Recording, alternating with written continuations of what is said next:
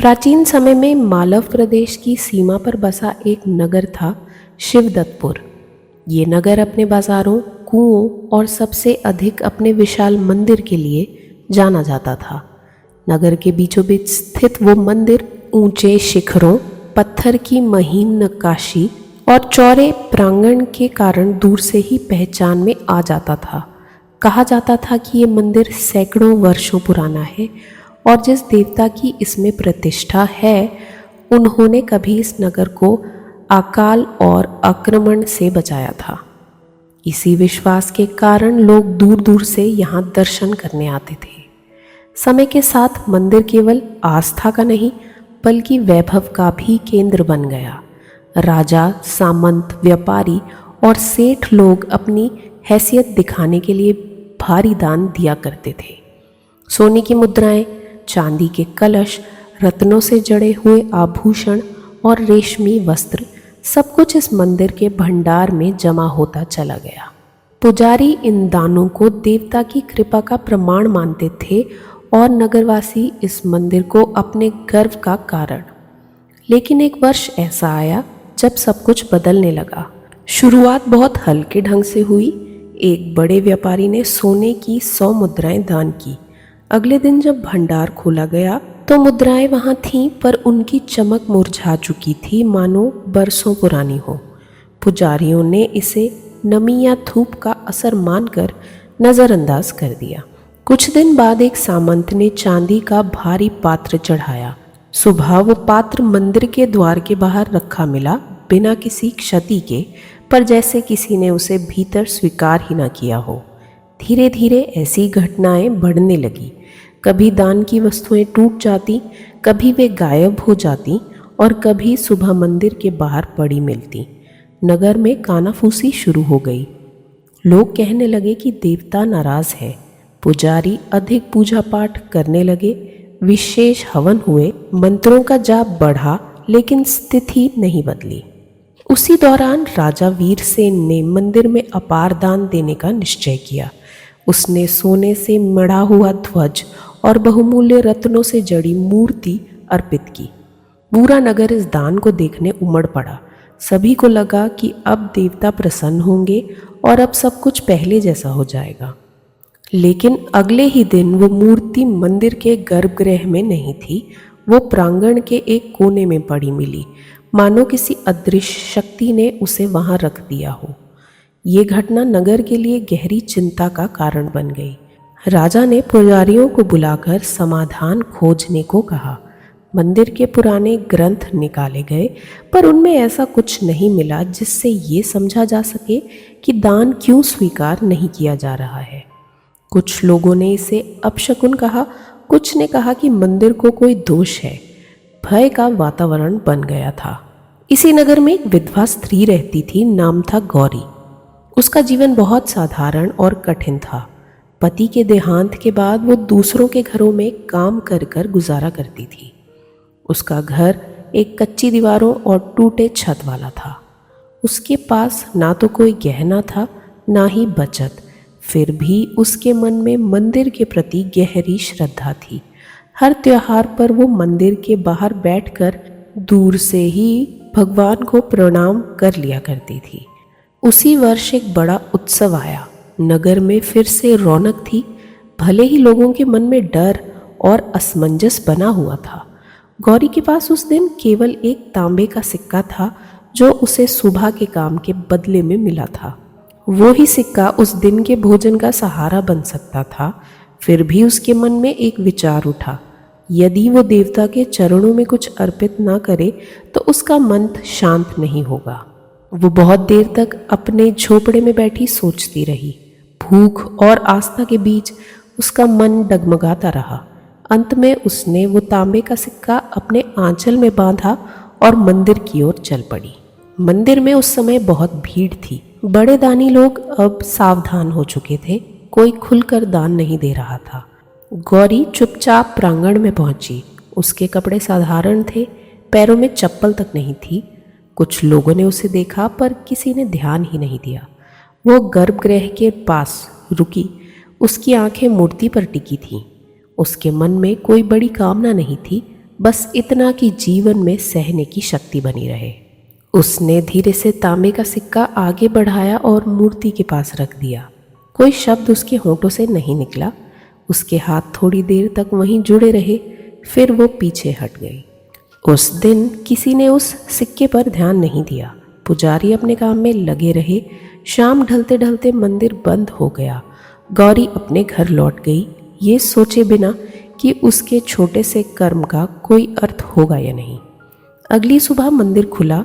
जैसे ही मुख्य पुजारी गर्भगृह में पहुंचे, उनकी नज़र एक छोटे से तांबे के सिक्के पर पड़ी।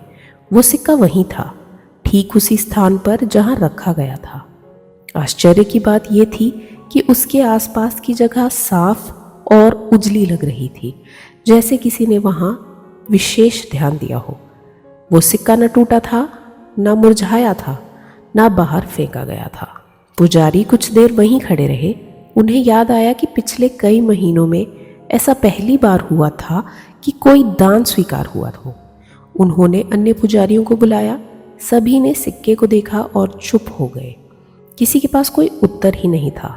थोड़ी ही देर में ये बात पूरे मंदिर में फैल गई। लोग आने लगे। कुछ ने उस सिक्के को साधारण कहा, कुछ ने इसे संकेत माना। किसी ने ध्यान दिया कि यह सिक्का सोने या चांदी का नहीं, बल्कि तांबे का था। और सबसे बड़ी बात, ये सिक्का धनी व्यक्ति ने दान नहीं किया था। पुजारियों के मन में कई प्रश्न उठने लगे। क्या देवता केवल बड़े दान अस्वीकार कर रहे हैं? क्या इस छोटे से सिक्के में कोई विशेष बात थी, या दान देने वाले का भाव ही कुछ और था? मंदिर के प्रांगण में वही सिक्का रखा गया, जैसे किसी उत्तर की प्रतीक्षा में हो। नगर में फिर से चर्चा शुरू हो गई, पर इस बार भय से अधिक जिज्ञासा थी। लोग समझ नहीं पा रहे थे कि इस घटना का अर्थ क्या है।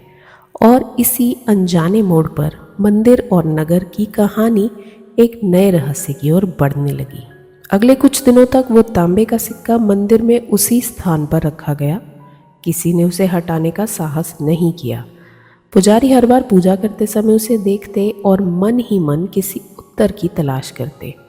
नगर के लोग भी अब मंदिर केवल दान देने नहीं, बल्कि ये समझने आने लगे थे कि देवता क्या संकेत दे रहे हैं।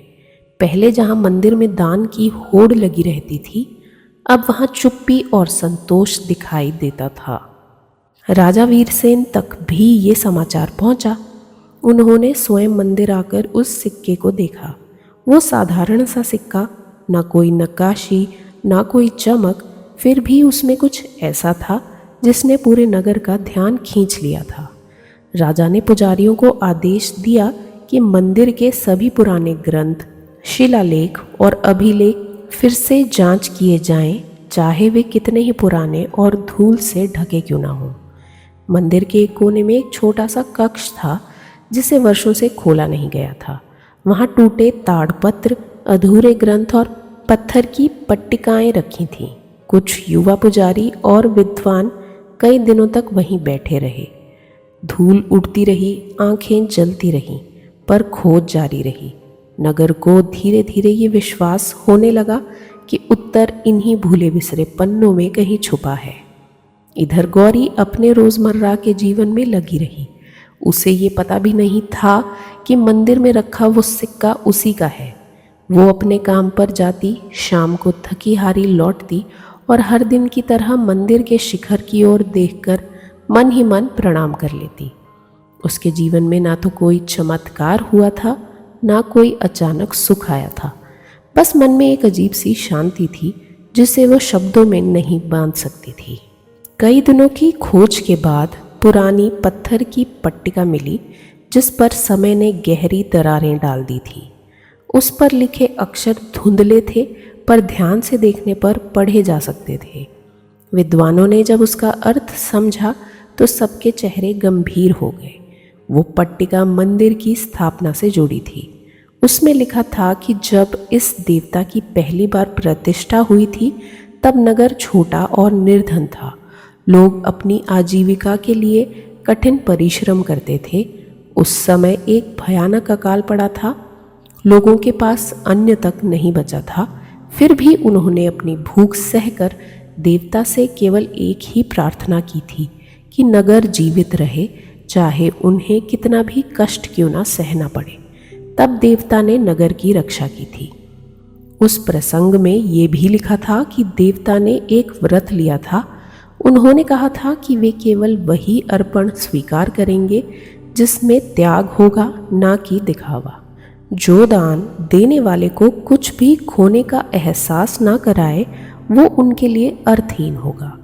ये व्रत समय के साथ भुला दिया गया। जब नगर समृद्ध होता गया, तब दान गर्व का साधन बन गया। जब ये बातें पुजारियों और राजा को बताई गईं, तो सब मौन रह गए। वर्षों से जो हो रहा था वो उसी व्रत का परिणाम था। सोना, चांदी और रत्न उन लोगों के लिए त्याग नहीं थे, बल्कि वैभव का प्रदर्शन थे। जबकि वो तांबे का सिक्का किसी ऐसे हाथ से आया था जिसने अपने हिस्से की रोटी छोड़ दी थी। अब प्रश्न ये था कि वो सिक्का किसका था। पुजारियों ने स्मृति में जाकर सोचना शुरू किया कि उस दिन कौन कौन मंदिर आया था। धीरे धीरे बात गौरी तक पहुंची। किसी ने उसे प्रांगण में देखा था, किसी ने उसे चुपचाप जाते हुए याद किया। उसे बुलाया गया। गौरी डरते डरते मंदिर पहुंची। उसे लगा कि शायद उसने कोई भूल कर दी है। जब उससे उस दिन के बारे में पूछा गया तो उसने सरलता से सब बात बता दी। उसने कोई चमत्कार नहीं बताया, ना ही कोई विशेष भावना बताई। उसने बस इतना कहा कि वो भूखी रह सकती थी, पर बिना अर्पण किए उसका मन नहीं माना। उसके शब्दों में न गर्व था और ना ही अपेक्षा। राजा और पुजारी उसे देखते रह गए। उसी क्षण उन्हें समझ आ गया कि देवता का संकेत क्या था। उस दिन के बाद मंदिर के नियम बदल दिए गए। बड़े और दिखावटी दान बंद कर दिए गए। मंदिर में ये घोषणा हुई कि कोई भी व्यक्ति अपनी सामर्थ्य से अधिक दान ना दे। दान का मूल्य नहीं, उसका भाव देखा जाएगा। मंदिर के द्वार अब निर्धन के लिए भी उतने ही खुले थे जितने पहले धनी के लिए खुले थे। तांबे का वो सिक्का मंदिर के भंडार में नहीं रखा गया, उसे वहीं रहने दिया गया जहां वो पहली बार स्वीकार हुआ था। वो स्मरण था त्याग का, सच्ची भक्ति का। समय बीतता गया, नगर में समृद्धि आई, पर उसके साथ विनम्रता भी लौटी। लोग मंदिर आते, पर अब वे ये सोचकर आते कि वो क्या दे रहे हैं और क्यों दे रहे हैं। गौरी का जीवन भी पहले जैसा ही रहा, पर नगर उसे अब अलग नज़रों से देखने लगा, सम्मान के साथ, पर बिना उसे किसी ऊंचे स्थान पर बैठाए। मंदिर अब भी भव्य था, पर उसका वैभव पत्थरों और सोने में नहीं, बल्कि उस मौन में था जो सच्ची श्रद्धा से जन्म लेता है। और जो भी उस मंदिर में प्रवेश करता, उसे ये बात धीरे धीरे समझ आ जाती कि देवता धन से नहीं, त्याग से प्रसन्न होते हैं। आशा करती हूँ आपको ये कहानी अच्छी लगी होगी। अगर कहानी पसंद आई हो तो इस वीडियो को लाइक और शेयर ज़रूर करें। आपके सुझाव और अनुभव हमारे साथ कमेंट बॉक्स में ज़रूर शेयर कीजिए और हमारा प्रोत्साहन बढ़ाइए, और हमारे चैनल को सब्सक्राइब ज़रूर कीजिए। धन्यवाद।